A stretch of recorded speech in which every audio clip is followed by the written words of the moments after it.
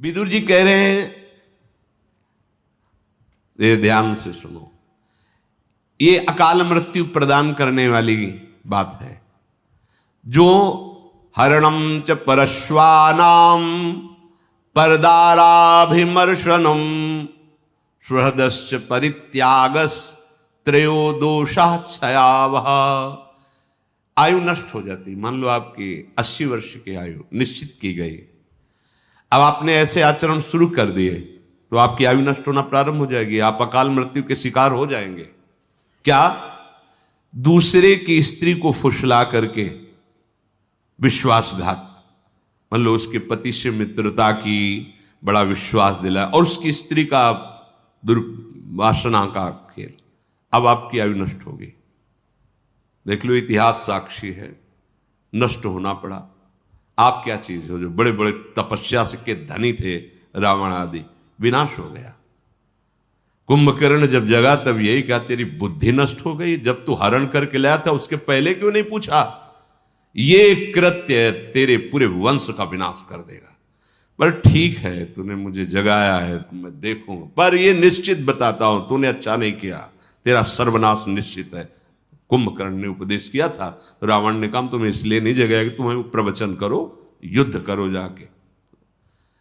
ये कार्य आपकी आयु का, श्री का नाश कर देगा, वैभव का नाश कर देगा। आपको अभी लगता है कि नहीं, कहाँ नाश हुआ, मनमानी कर, आने दो, बीज बो गया है, थोड़ा अंकुरित होने दो, फिर तुम्हें खुद पता चल जाएगा।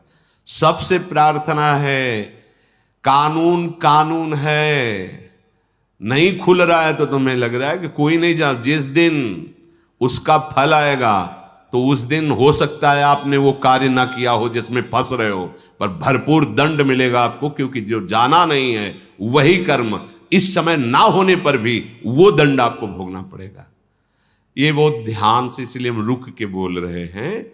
विदुर जी महाराज साक्षात त्रिभुवन के न्यायाधीश हैं। धर्म, पापियों के लिए यम और धर्मात्माओं के लिए धर्म, यही त्रिभुवन का न्याय करते हैं।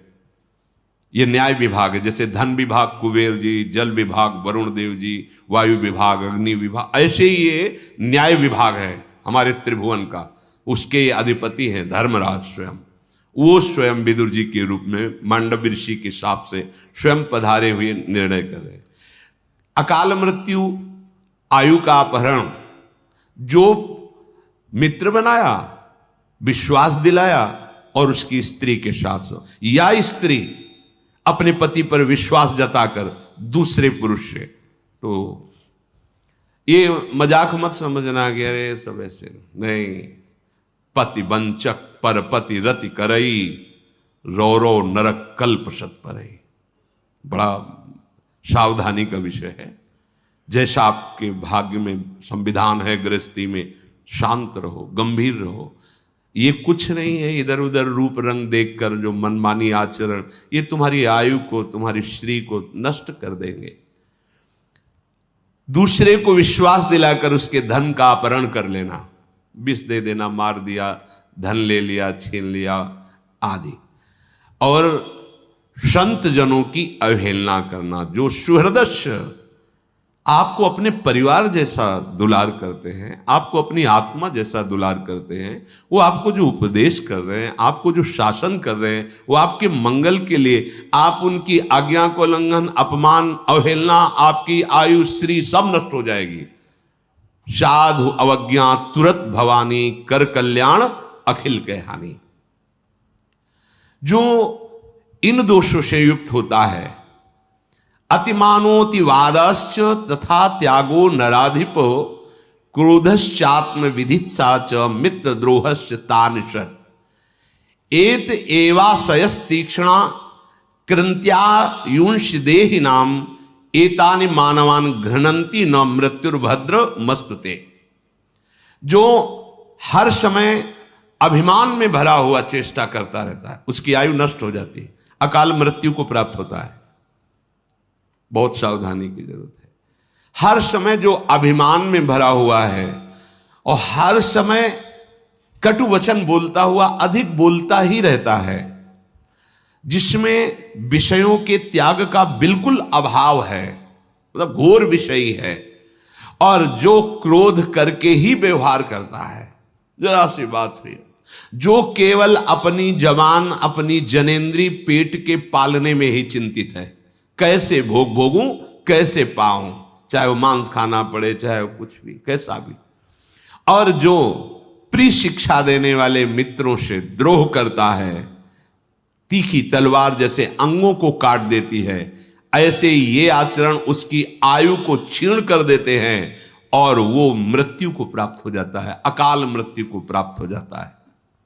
अत्यंत अभिमान में भरे रहना, बहुत गलत सलत वाणी से बोलते रहना, बिल्कुल विषयों के त्याग का अभाव अर्थात घोर विषयी, घोर क्रोधी, जो जबान और जनेंद्री, रसेंद्री और जनेंद्री का ही लंपट है, जो उत्तम शिक्षा देने वाले मित्रों से द्रोह करता है, तो जैसे तीखी तलवार अंगों को काट देती है, ऐसे ये आचरण उसकी आयु को नष्ट कर देते हैं, वो अकाल मृत्यु को प्राप्त होता है। जो अपने ऊपर विश्वास जता करके,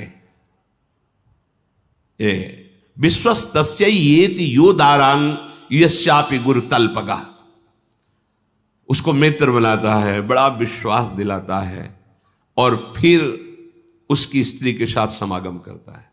वहां भी सारे में वर्णन, यहां भी वर्णन। और जो पूजनीय गुरु के समान, जैसे माता है, बहन है, बड़े भाई की पत्नी है, ये सब गुरु के समान पूजनीय है। जो इनके साथ गलत कार्य करता है, इनकी आयु नष्ट हो जाती है, इनका बुद्धि नष्ट हो जाती है, इनका श्री वैभव नष्ट हो जाता है। बहुत ध्यान से सुनो, यही हमारी ऐसी गलतियां होती हैं जो हमारी बुद्धि को भ्रष्ट कर देती है, हमारे जीवन को नष्ट कर देती है। पहला, किसी से भी मित्रता करके ऐसी भावना मत करो कि उसके घर में जाकर विश्वासघात करो उनकी पत्नी के साथ, ऐसा। और जो आपकी पूज्या है, जैसे माँ है, बहन है, बेटी है, बड़े भाई की पत्नी, माता के समान मानी गई है, पूर्व में चरण छूते हैं, माँ के समान उसको समझते हैं, तो इनको गुरु तुल्य मानना। जैसे हम गुरु को आदर से देखते हैं, ऐसे बेटी के प्रति, बहन के प्रति, अपनी माता के प्रति, ऐसे बड़े भाई की पत्नी के प्रति हम ऐसे भाव, अगर ये इनके साथ गलत भाव, तो आपकी आयु नष्ट हो जाएगी, आपकी श्री कीर्ति नष्ट हो जाएगी। जो किसी के भी साथ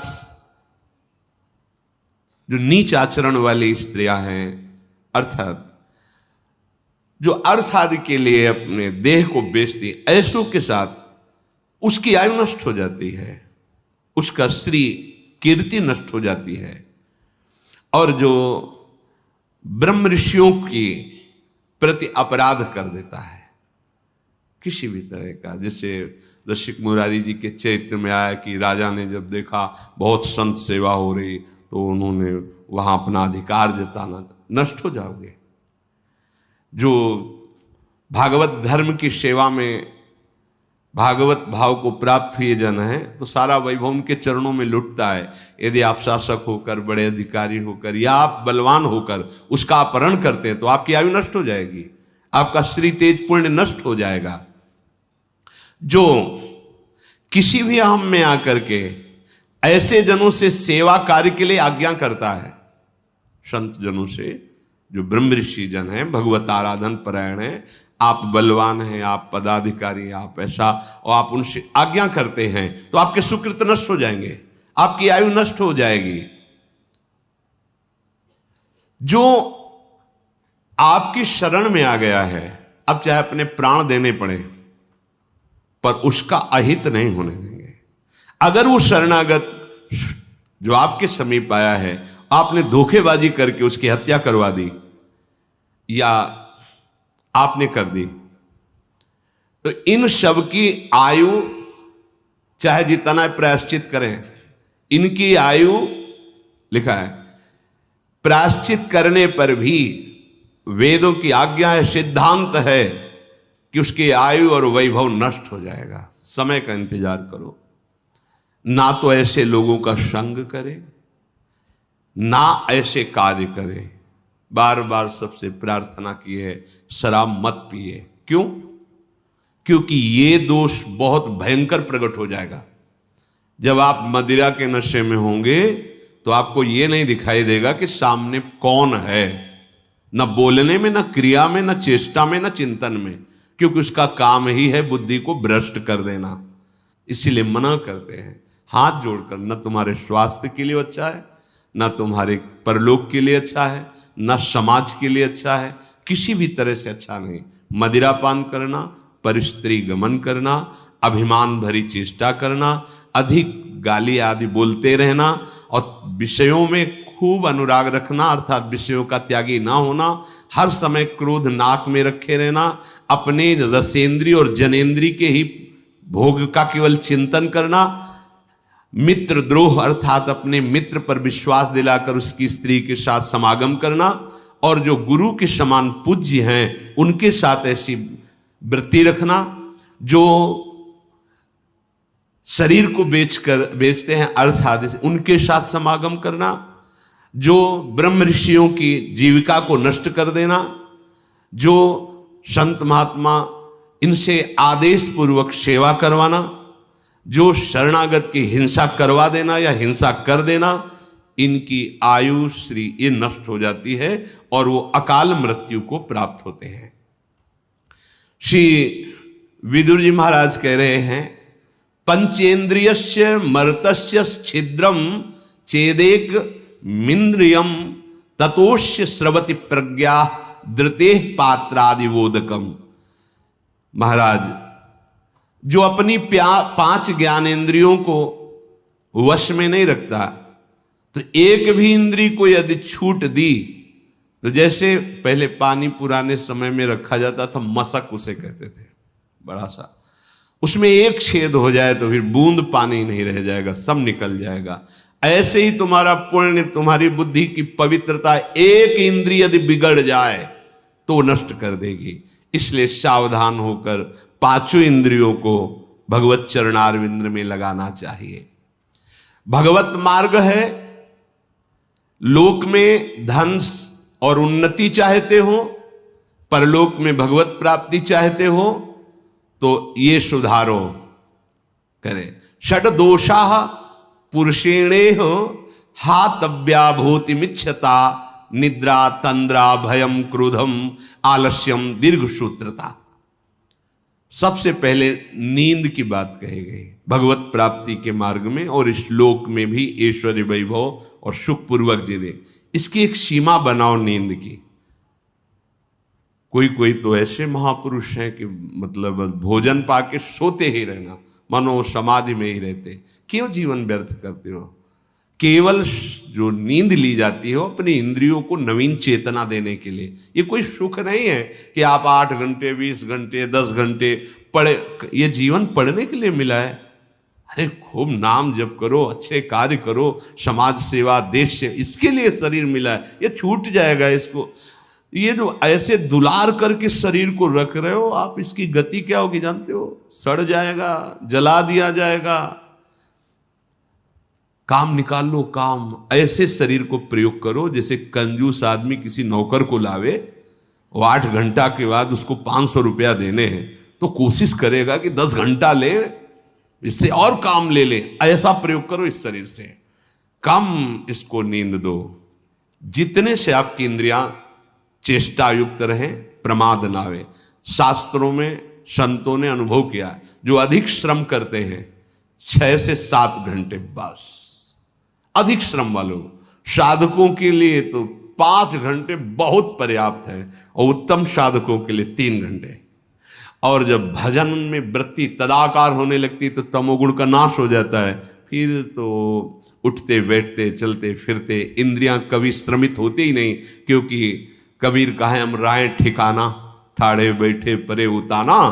कबीर कहे हम राय ठिकाना, परम विश्राम इंद्रियों को भगवान के चिंतन में मिलता रहता है।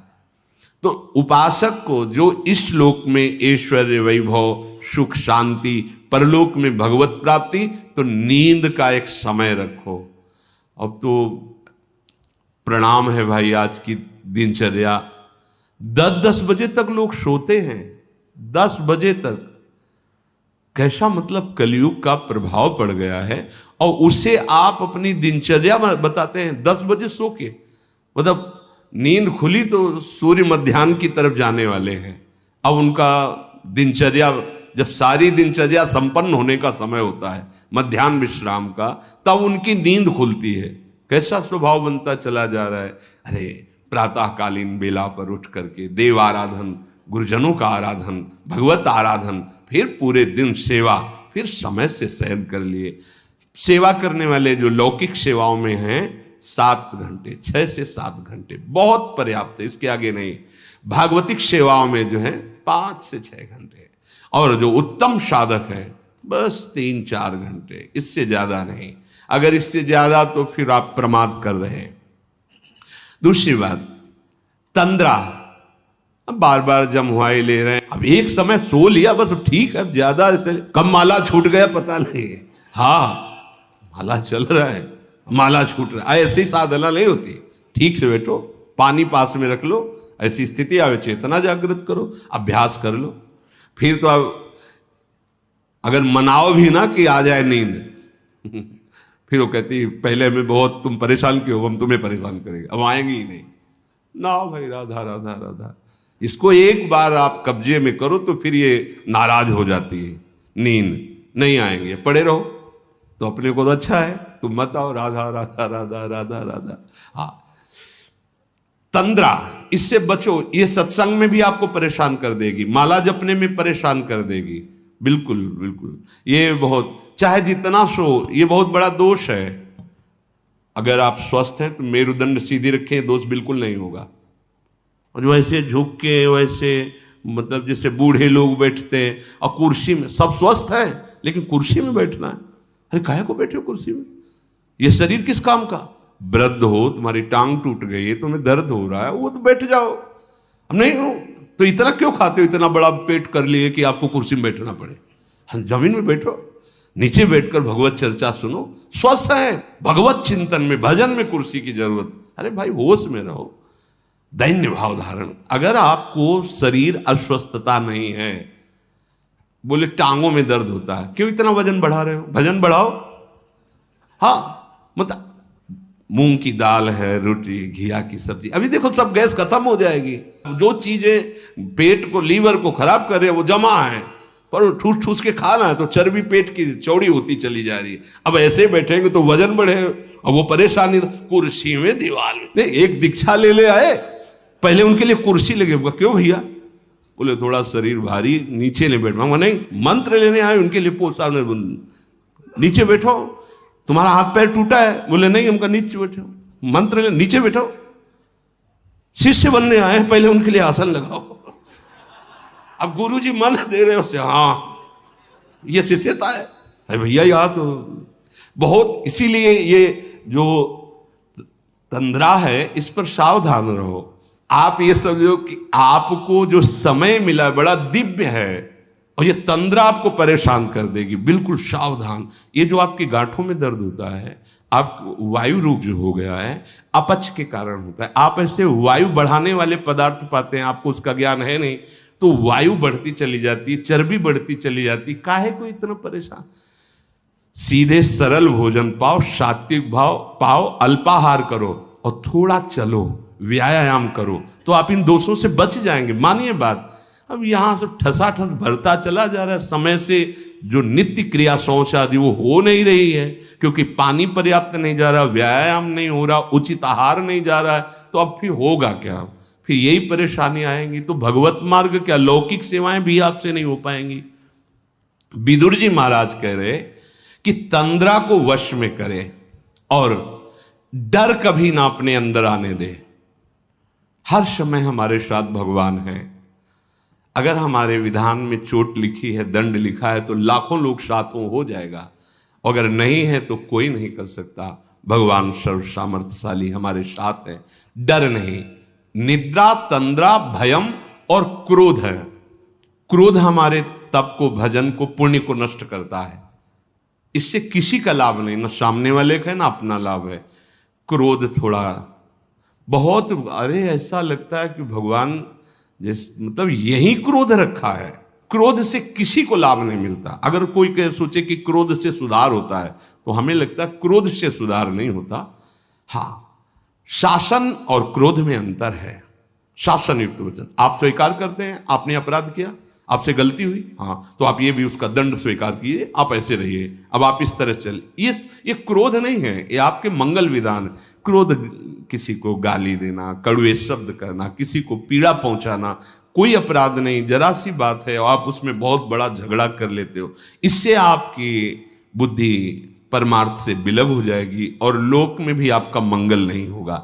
विदुर जी कह रहे निद्रा तंद्रा भयम क्रोधम और आलस्यम, आप अपने जीवन के साथ इस तरह का खिलवाड़ न करें। अगर हम समय से सो चुके हैं तो अब नींद के साथ हम लड़ेंगे, हमें आलस्य नहीं करना। मतलब कोई भी नियमावली जो आपके जीवन में मिली है उसमें आप प्रमाद मत कीजिए। आलस्य का तात्पर्य आप प्रमाद से, ऐसे नहीं, उसको अक्षरशः पालन कीजिए।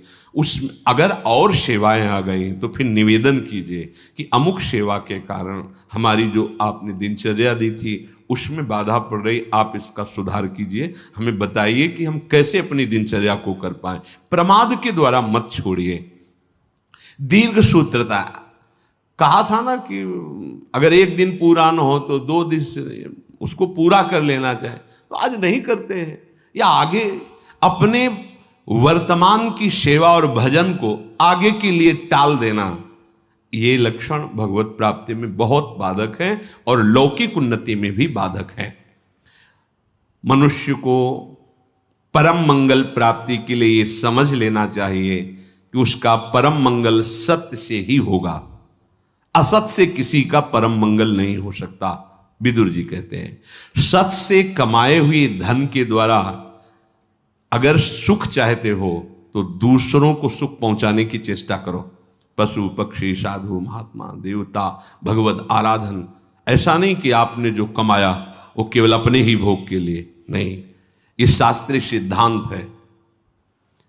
और कर्म में प्रवीणता पूर्वक लगना, जिस कार्य में लगो बहुत एकाग्र होकर पूरा करके ही छोड़ो, अधूरा कार्य करने वाला स्वभाव नहीं होना चाहिए। जिस कार्य में लगो, भले सांसारिक कार्य है पर हम अपने प्रभु के लिए कर रहे हैं, तो आप एक अध्यापक हैं, अच्छी पढ़ाई, जितना आपको ज्ञान है वो, आप एक डॉक्टर हैं, अच्छी दवा कीजिए, पैसे पर ध्यान मत दीजिए, आपकी जितनी योग्यता है मरीज को सुख पहुंचाइए। जहां जहां जिसको जो सेवा है वो कह रहे हैं कि कर्मण्यता, एकाग्रता पूर्वक, प्रवीणता पूर्वक, किसी अन्य प्रभाव से नहीं, आपका कर्तव्य कर्म है। जैसे अब कोई गरीब आदमी, उसके पास पैसा नहीं है और बड़े रोग से ग्रसित है, और आपके पास खूब पैसा है, आप डॉक्टर हैं, तो आपको चाहिए कि आप उसको पैसे की प्रधानता रख करके निकाल दें, ऐसा ठीक नहीं है। भगवान ने आपको धन दिया है, आपको बुद्धि दी, आप में योग्यता दी, आप 4 लोग मिलकर उसका सहयोग कीजिए, स्वस्थ कीजिए, ये सेवा आपकी भगवत भजन बन जाएगा, भगवत प्राप्ति का हेतु बन जाएगा। आपको विद्या है, आप ट्यूशन पढ़ाते हैं दूसरों से, तो आपकी भी जीवन वृत्ति ठीक है, लेकिन कोई गरीब का बालक है, आप उससे ट्यूशन के पैसे मत लीजिए, उसी विद्या में उसको फ्री बैठा लीजिए। वो आगे चल करके पढ़ लिख कर ऐसा बनेगा जो आपके चरणों की वंदना करेगा कि अगर हमारे वो टीचर हम पर कृपा न करते तो मैं गरीब आदमी पढ़ ही नहीं सकता था। ये ध्यान रखने की बातें हैं। जो जहां है, ऐसी स्थिति में यदि कोई है तो हमें सहयोग करना चाहिए। 50 विद्यार्थी बैठते हैं जो आपको दक्षिणा देते, भेंट देते हैं, और उसमें 5 विद्यार्थी बैठे हुए जो भेंट नहीं देते हैं, गरीब हैं, तो आपका अलग से कोई थोड़ी पढ़ाना है, उसी में वो पढ़ जाएंगे और आपका भजन बन जाएगा। बस ये बातें हमें समाज में ध्यान रखनी। जहां जिसकी जो सेवा है, उस सेवा को भगवान की सेवा तभी मानी जाएगी जब आप सब में पैसे का ही भाव नहीं रखेंगे, अपने कर्तव्य कर्म पूरा करने की बात रखेंगे। तब अगर पैसे का भाव रखेंगे तो जहां भी हैं वहीं से भ्रष्ट हो जाओगे। कोई भी पद स्थायी नहीं है, कोई भी शरीर स्थायी नहीं है, कोई भी सुख स्थायी नहीं। गर्व मत करो। गर्व करके, अभिमान करके यदि आपने कभी अधर्माचरण किया तो वह अधर्माचरण ही आपके शरीर को, आपके पद को, आपकी व्यवस्था को भंग कर देगा। देख लेना एक दिन, और आपका पद, आपका शरीर, आपकी व्यवस्था किसी गिरे हुए को उठाने के काम में आ गई तो आप उससे ज्यादा चमकने लगोगे, आप उससे प्रकाशित हो जाओगे। ऐसा धर्म स्वरूप विदुर जी का कथन। शेष चर्चा आगे। श्री राधा वल्लभ लाल।